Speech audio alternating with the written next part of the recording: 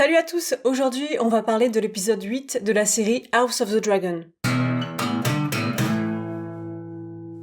Dans cet épisode, on va encore faire un bond dans le temps, 6 ans il me semble. Il va y avoir une ambiance très froide, très triste et très malaisante. On va avoir cette impression de pitié, de fausseté et la sensation que les personnages sont enfermés dans un château de querelles et de fatalité. Tout est sous tension, ça peut exploser à n'importe quel moment, et on finit d'instaurer ce calme froid avant la tempête. On commence l'épisode à la marque, où Corlys, le serpent de mer, est blessé, et il va y avoir donc la question de sa succession. Vaemond y cherche un peu les embrouilles, et il vient face à Rhaenys pour parler de la succession. J'ai adoré la scène où Daemon va chercher un œuf de dragon pour son futur enfant. C'est donc le 3e enfant qu'il va avoir avec Rhaenyra, le temps a passé, et c'est donc un œuf de Syrax. C'est un peu le seul moment où on va parler de dragon dans l'épisode. Je trouve que ça fait un peu manque, j'adore ces passages. On met en avant la complicité et l'amour entre Daemon et Rhaenyra dans cet épisode.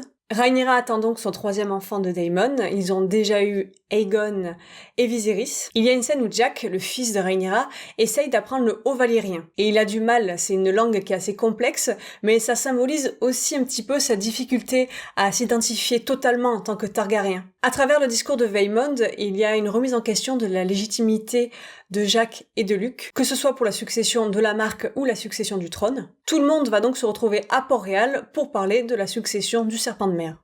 Rhaenyra et Daemon sont accueillis avec beaucoup de froideur, voire même pas accueillis du tout, et ils se rendent compte que la décoration du château, tout ça, les Hightower, ils ont bien pris de la place. Et Alicent semble avoir beaucoup introjecté la religion des Sept dans le château. On voit les effets du temps sur le roi Viserys, et ça m'a fait beaucoup de peine. Il a vraiment été rongé par les années, il est presque en état de décomposition. Il fait même peur à ses propres petits-enfants alors qu'il était vraiment heureux d'apprendre que sa fille a appelé son fils Viserys comme lui. Non, vraiment, j'ai eu beaucoup de peine, beaucoup de pitié pour lui.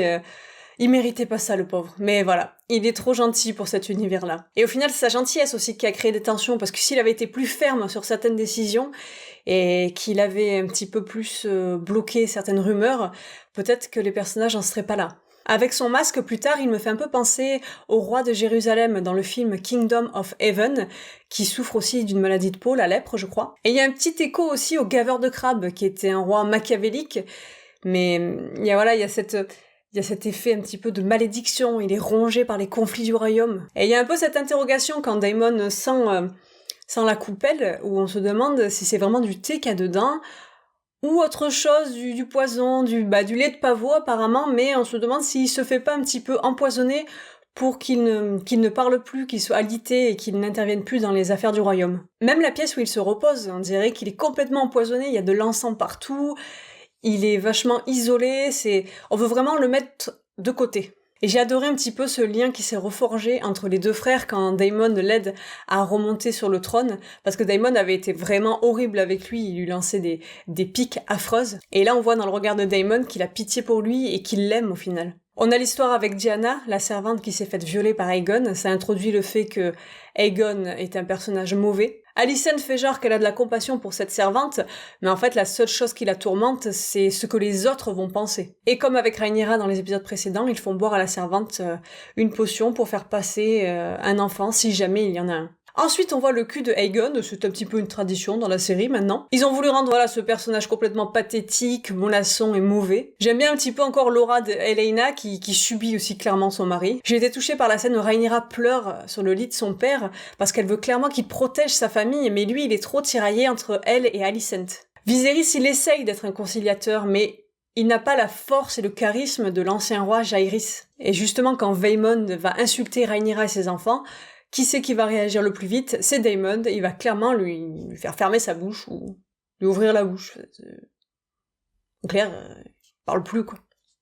La scène de la fausse réconciliation avec ce repas en famille, elle est très triste, très touchante, parce que Viserys, avant sa mort, il aimerait bien avoir un dernier bon souvenir en famille. Il y tient beaucoup à ce que la famille du dragon soit réunie, mais c'est qu'une illusion, c'est faux. Et c'est vraiment touchant. J'aime beaucoup le nouvel acteur qui joue Aemond. Il a beaucoup de charisme, même s'il parle pas trop, sa présence, elle l'impose. Il est dérangeant, il est froid, et on sent qu'il est capable de beaucoup de choses. D'ailleurs, quand il se met à parler, son discours fait clairement tout exploser. J'aime beaucoup le petit détail du cochon grillé devant lui. Je veux pas spoiler, mais pour le futur, ça peut indiquer quelques petits éléments. Et cette battle de regard avec Daemon et Daemon qui se regardent, et Aemon, il a baissé le regard. Mais on sent que Aemon a une certaine admiration pour Daemon. C'est un peu les deux Targaryens les plus badass, et les plus menaçants.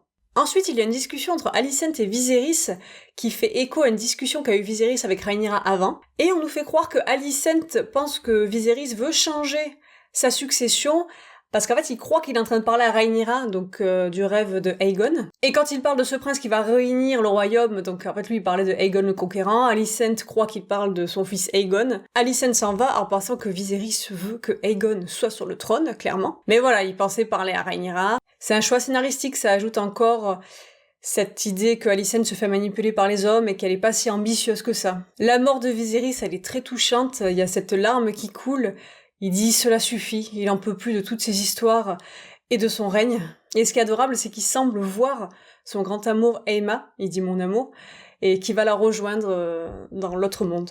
Bon, le prochain épisode, clairement, ça va exploser, Viserys n'est plus là. J'ai hâte de voir la suite, on se retrouve la semaine prochaine.